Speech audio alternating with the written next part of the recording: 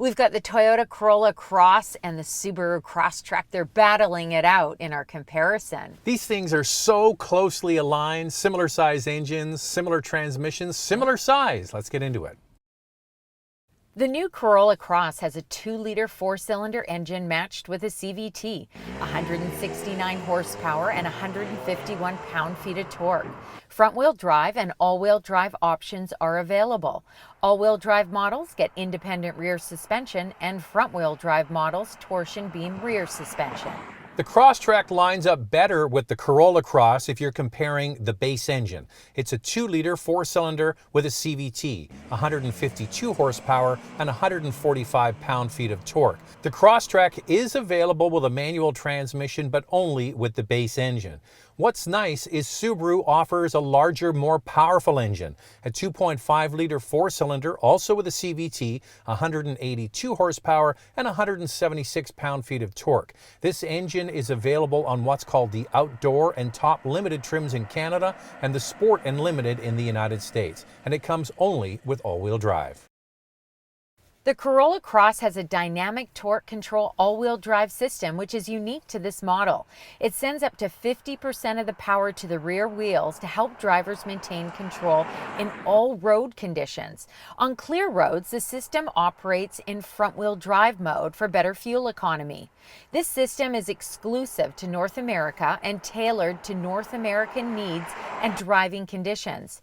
The Corolla Cross offers 8.2 inches of ground clearance, which is only a little less than the RAV4. The Corolla Cross is a great city runaround. It offers a comfortable and fairly quiet drive and has plenty of power, but when you get it on the highway, the cabin noise increases and lacks power when passing. The Crosstrek is fun to drive and delivers all the advantages of a sporty hatchback in a utility with crisp steering, a smooth ride, and good fuel economy. It also has good ground clearance at 8.7 inches, which is great for off-roading or winter driving. Subaru's symmetrical full-time all-wheel drive system is engineered to deliver confidence to the driver in all seasons on all roads, especially the challenging ones. The Crosstrek cabin is very quiet, whether you are in the city or on the highway. Consumer Reports actually ranks it number 1 out of 13 compact SUVs for quietness. So I think the big standout is the quietness. The Corolla Cross, it does get a little noisy on the highway. It doesn't get a little noisy, Andrea. It's noisy on the highway. And unfortunately, we were on Quebec roads, which are pretty rough, and so it made it even louder for us. Ooh. Well, we're kind of just on a secondary highway here. Yeah. And when you're at highway speed, this gets a little bit noisy. You got this kind of thundering sound of the tire noise reverberating inside the cabin. Yeah. It's interesting because we had the Crosstrek not too long ago, and both Andrea and I drove it separately, and at the end when we came together in the evening and said, that thing is really quiet. And then you looked it up and you said, yeah, it gets number 1 spot for that. Yeah. Even when we paired our phones and we were on Bluetooth, we couldn't believe how quiet it was. We kept saying, what is going on here for this subcompact category? So when you see the car driving on the road, I'm in this car, our Porsche Cayenne, and Andrea was driving the Crosstrek, and the Bluetooth is going through the speakers of the car. I said, are you there? Are you there? Because I couldn't hear anything. Well, it maybe have some noise canceling, but still, it all goes to more refined package, in my opinion. Yeah, for sure. I mean, I do like the drive of the Corolla Cross in the city. I think it's a great runaround, but I think that Crosstrek just makes for a more comfortable ride. And stay tuned, because we're going to get into some other differentiators, which I think might tip towards the Subaru's favor. Built in Huntsville, Alabama, the Corolla Cross is the first vehicle to be built at the Toyota Mazda plant. This crossover has a modern exterior design that is unique to this model. It comes standard with LED headlights and taillights, a black grille with black accents, 17-inch steel wheels are standard on the base trim, 17-inch alloy wheels on the LE, and the top trim comes with 18-inch wheels. Safety Sense 2.0 is standard on the Corolla Cross.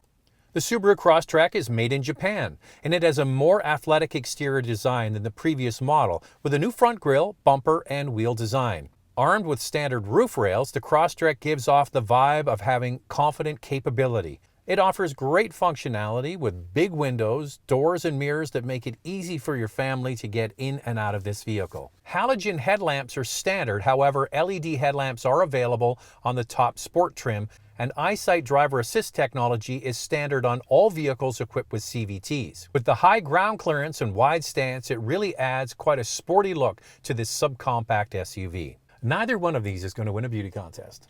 I don't think so, but I think maybe They fall in the functional category. yeah, practical, versatile, that's what we like to say, but to each their own, right? So the Toyota Corolla Cross, how about that color, that green? It's called Cypress. I think it's a real stunner. One other thing to point out is that the Toyota Corolla Cross gets a power liftgate. Yes, it's one of only 3 in this category. Yeah. So it's the Mazda CX-30, the Chevrolet Trailblazer, and this get a power tailgate. I really like that. Yeah. I think that's something that should be trickling down into this category of vehicles. Once you've had it, you're always going to want it. So I think, yeah, they're actually, the Crosstrek looks a little more rugged with the cladding. Yeah. And this Toyota maybe looks a little bit more city vibe. I think it's kind of disappointing that the Crosstrek comes with halogen headlights. We really got to move up to LED. Sometimes I have followers ask me, why do you add in for standard features LED headlights? Because some vehicles come with halogen. And I think it's important to point out that the Corolla Cross comes with both LED headlights and LED taillights as standard equipment. Here's our used car alternative from CanadaDrives.ca. We've chosen a 2019 Nissan Qashqai with just over 23,000 kilometers for $26,990. Click on the tab or in the link in the description below to find more cars in this category from CanadaDrives.ca. Every week, this comparison drops twice. You're watching it on YouTube, but the day before it drops on Instagram, Motormouth_Andrea. Then we take some comments and read them out. Crosstrek for me, just look at that interior plus a manual. What's not to love? This is actually a tough one. I love the Corolla Cross, but the Crosstrek just feels a little more rugged, which is perfect for where I live. Guess it would come down to which dealership in my country, Jamaica, offers me a better package. I would pick the Toyota Corolla Cross. It's more spacious. I like both, but at the end of the day, I would go with Crosstrek. We went from a RAV4 to a Forester recently, and we enjoy it more than we did the RAV. The Corolla Cross is based on the same TNGA platform as the Corolla sedan and hatchback. The cabin is comfortable, and we're surprised by the clean design and the mix of soft materials and hard plastic plus piano black trim. There are 3 trims available. The base trim comes with a 7-inch touchscreen, a 4.2-inch multi-information display, Apple CarPlay, and Android Auto. Plus you get a 6-speaker audio system, heated front seats, manual driver and passenger seats, and cloth upholstery. If you go up to the LE trim, that's where you get the larger 8-inch touchscreen. You also add a heated steering wheel and blind spot monitoring and rear cross traffic alert. You can add to the LE a package for $2,100 Canadian that adds the moonroof and a wireless charger. The one we drove was the top XLE trim with a 9-speaker JBL audio system, the 2-tone Softex seats with a 4-way power driver's seat. It also has a 7-inch multi-information display, ambient lighting, a leather-wrapped shift knob, wireless charging, and a power rear liftgate. The Crosstrek is built on the Subaru global platform and offers a comfortable and spacious cabin that is well laid out and practical. The Crosstrek comes standard with plenty of features, including a 6.5-inch touchscreen, Apple CarPlay and Android Auto, cloth seats, a 6-way manual adjustable driver's seat, and a 4-way manual passenger seat. One up from the base model has auto start-stop, a heated leather-wrapped steering wheel with orange stitching, heated front seats, and a 6.3-inch color multi-function display.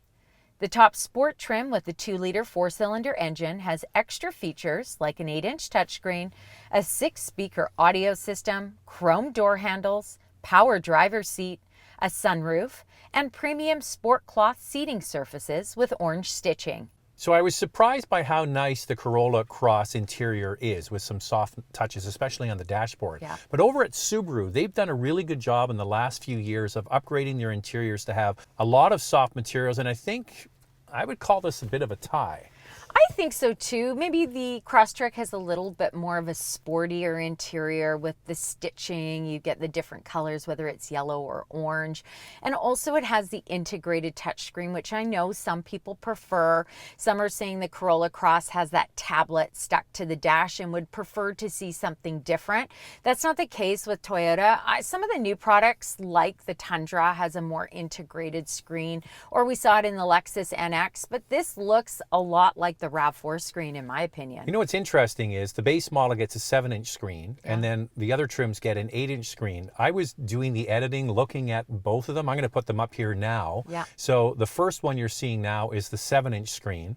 And then this now is the 8-inch screen, and I can't really tell. It looks similar, so it doesn't feel when you're getting the base model that you're getting a real cheap knockdown version. No. It's just the bezel's a little bit thinner and the buttons are smaller. Other than that, I think it looks good. I like the fact that both have a traditional shifter, and they both have a moonroof. But you get a manual transmission available. Very small market for the Crosstrek, but I think it's cool that they still offer it. Yeah, and there are people, when you have an engine that doesn't offer a lot of power, They want a manual. They want to beat it. They want to get the most out of it. Yeah, and you do have to. The Crosstrek is a little bit longer than the Corolla Cross. They both offer about the same front legroom space, but you'll be able to stretch out more in the Crosstrek. It offers 4.5 inches more second row legroom. The Corolla Cross wins in overall cargo capacity with over 10 cubic feet more space and over 4 cubic feet more space behind the second row. Let's start with pricing, and let's start with the Corolla Cross. The first front-wheel drive model starts at just under $25,000. The first all-wheel drive model just over $26,000. And the top XLE all-wheel drive that we drove is just under $34,000. There are no JD Power ratings for the Corolla Cross, so we pulled the numbers for the 2020 Corolla sedan. It gets an overall score and a quality and reliability score of 80 out of 100. CarEdge states the Corolla will retain 62% of its value after 5 years. Here's the fuel economy for front-wheel drive. It's 7.6 liters per 100 kilometers in the city, 7 on the highway. That's 31 miles per gallon city, 33 miles per gallon highway. For all-wheel drive, it's 8.1 liters per 100 kilometers in the city and 7.4 on the highway. That's 29 miles per gallon city, 32 miles per gallon highway. The Corolla Cross can tow 1,500 pounds, and Toyota's warranty is 3 years, 60,000 kilometers, or 36,000 miles. Here's the pricing for the Crosstrek. All models come with standard all-wheel drive. The manual starts at just under $24,000, and the first base CVT is just under $26,000. The top sport trim with the 2-liter 4-cylinder engine and a CVT is just over $31,000. The 2.5-liter 4-cylinder engine starts at just under $30,000, and the top limited trim is $34,500. JD Power gives the 2021 Crosstrek an overall score of 80 out of 100 and a quality and reliability score of 77 out of 100. CarEdge states the Crosstrek will retain 62% of its value after 5 years. It performs very well from a resale standpoint, ranking in the top 20% of models at years 3, 5, and 7. For fuel economy, the Crosstrek 2-liter 4-cylinder gets 8.5 liters per 100 kilometers in the city, 7 liters on the highway, that's 28 miles per gallon city, 33 miles per gallon highway. The 2.5-liter engine gets 8.8 liters per 100 kilometers in the city, 7 on the highway, that's 27 miles per gallon city, 34 miles per gallon highway. The Crosstrek can tow up to 1,500 pounds, and Subaru offers a warranty of 3 years or 60,000 kilometers, 36,000 miles.